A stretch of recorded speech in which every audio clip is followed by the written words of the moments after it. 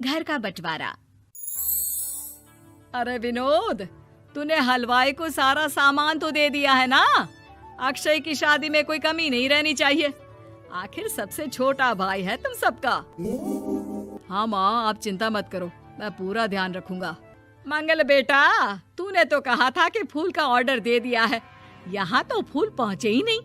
अब क्या बहू की विदाई के बाद फूल आएंगे? माँ, मैंने अभी बात की है फूल वाले से, वो रास्ते में ही है। आप किशोर भैया से क्यों नहीं कहती कुछ करने को?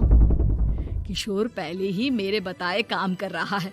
पास के सभी रिश्तेदारों और मोहल्ले वालों को कार्ड वही तो देकर आया था। रिसेप्शन के लिए हॉल भी उसी ने बुक किया था। टेंट कुर्सी वालों को भी तो वही देख रहा है। पर कई मोहल्ले वाले तो हमारे भरे पूरे परिवार से जलते भी हैं। उन्हें बुलाने की क्या जरूरत थी? बेटा, शादी ब्याह में तो बुलाना ही पड़ता है, नहीं तो लोग क्या कहेंगे। दादी दादी देखो ना, हलवाई अंकल हमें लड्डू नहीं दे रहे, आप इनको डांटो ना। अरे चैन सुख दे देना बच्चों को लड्डू, क्यों तंग कर रहा है इन्हें? बीबी जी, मैं कहाँ मना कर रहा हूँ, लेकिन लड्डू बनते ही ये बच्चे उठा उठा कर खा लेते हैं। अरे मैं तो इन्हें थाल में रख के परोस भी नहीं पा रहा। भागो, अब कोल्ड ड्रिंक पीने चलते हैं। भागो भागो, अब कोल्ड ड्रिंक पीने चलते हैं। जैसे कि आप देख रहे हैं, आज इस घर के सबसे छोटे बेटे अक्षय की शादी है। घर में बहुत चहल पहल है। कुलभूषण की बीवी कमला को फुर्सत ही नहीं है कामों से, लेकिन कुलभूषण और घर के बाकी लोग कहाँ हैं? आइए देखते हैं। अजी, आप यहाँ आराम से बैठकर गाने सुन रहे हो और घर में अभी तक इतने काम बचे हैं करने को। अरे भाई, मेरे सबसे छोटे बेटे की शादी है, इसके बाद तो मैं अब चिंता मुक्त हो ही जाऊंगा। और फिर घर में तुम हो, बेटे बहुएं हैं, तुम लोगों के होते हुए मैं क्यों काम करूं? मैं तो शान से बेटे की शादी में जाऊंगा तैयार होकर। अरे ठीक है, अब आप आराम ही कीजिए। एक बार अभिषेक की बीवी आ जाए, फिर मैं भी आराम करूंगी और मेरी चारों बहुएं पूरे घर की जिम्मेदारियां संभाल लेगी। इतना कहकर कमला वापस अपने काम में लग जाती है। बेटा भी, तू अब तक तैयार नहीं हुआ? किससे बात कर रहा है फोन पर? तैयार कैसे हूँ? सैलून जाने से तो आपने मना किया है, क्योंकि मुझे हल्दी लग चुकी है। भाभीयों को देखो, सुबह से पार्लर में है।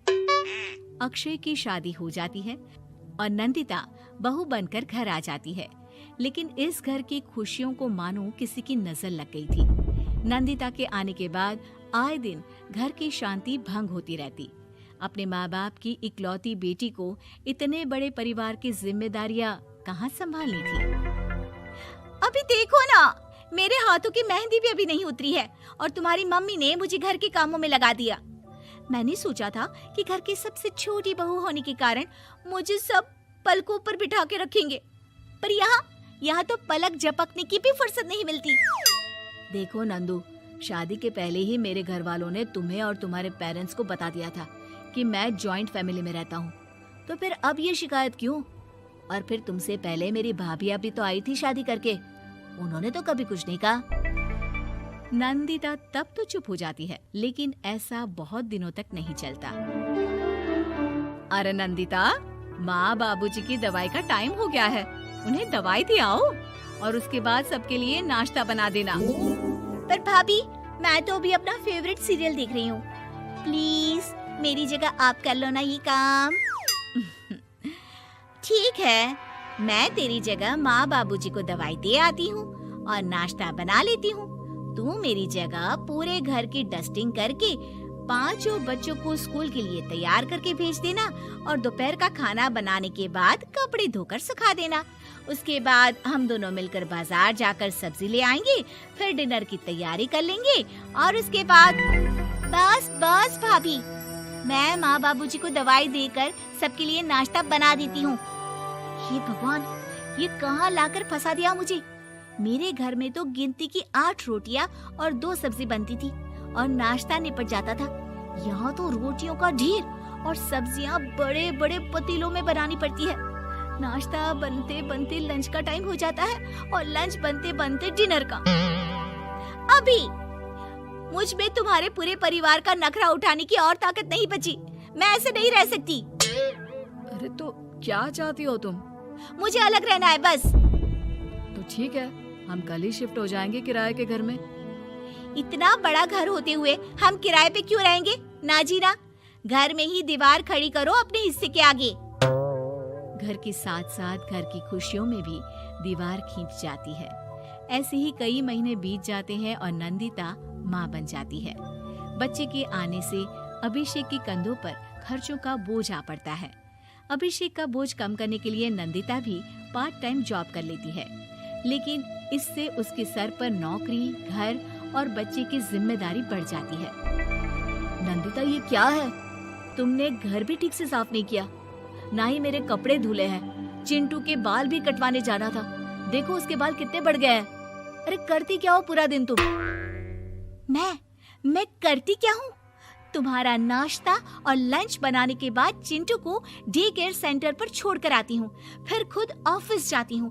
पूरा दिन काम करके आने के बाद बिना आराम किए बाजार से सब्जियाँ लेकर आती हूँ, घर आकर खाना बनाती हूँ, चिंटू को देखती हूँ और क्या करूँ मैं? तो किसने कहा था अपने सर पर इतने काम लेने को? मत जाओ ऑफिस। ऑफिस जाए बिना घर के खर्चे कहाँ से पूरे होंगे? चिंटू की डे केयर का खर्च, उसके लिए बेबी फूड का खर्च, प्रेस वाले का खर्च, ये सब तुम्हारी सैलरी से होता नहीं है। अगर परिवार से अलग नहीं होती तो इतनी मुसीबतें नहीं उठानी पड़ती तुम्हें परिवार के साथ मिलकर काम करने में दिक्कत थी, लेकिन काम तो अब भी बहुत है तुम्हारे सर पर। चिंटू को भी डे केयर भेजने की जरूरत नहीं पड़ती। उसको गोद में खिलाने के लिए दादा दादी और घर के सभी बड़े होते। उसके साथ खेलने के लिए उसके भाई बहन भी होते। मेरे तीनों बड़े भाइयों के बच्चे भी बड़े हुए हैं, लेकिन बिना महंगा बेबी फूड खाए, क्योंकि मेरी माँ और भाभियाँ बहुत अच्छे से जानती है कि बच्चे को क्या खिलाना चाहिए। बिजली के बिल जैसे खर्चे भी सब मिलकर बांट लेते थे, लेकिन तुम्हें तो सबसे अलग रहने में ही मजा आता है, तो अब शिकायत क्यों करती हो? बस करो अभिषेक, बस करो। मैं मानती हूँ कि मैं गलत थी। मेरे एक गलत फैसले ने हमें बिल्कुल अकेला कर दिया है सबसे। एक घर में होते हुए भी हम बाकी परिवार से अजनबियों की तरह रह रहे हैं। अभिषेक और नंदिता की सारी बातें घर के बाकी लोगों को सुनाई दे रही थी। तभी कमला बोल पड़ती है। अरे नंदिता बहू, किसने कहा कि तुम अकेले हो? तुम्हारा इतना भरा पूरा परिवार है ना तुम्हारे साथ। हम तो बस ये चाहते थे कि तुम अपनी गलती समझ जाओ।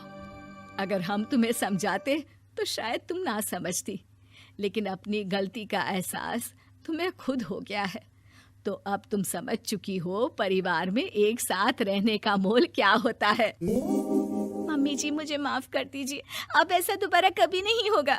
अरे माफी बाद में, पहले मेरा पोता जरा मेरी गोद में तो दे, और तू जाकर सबके लिए चाय बना ला।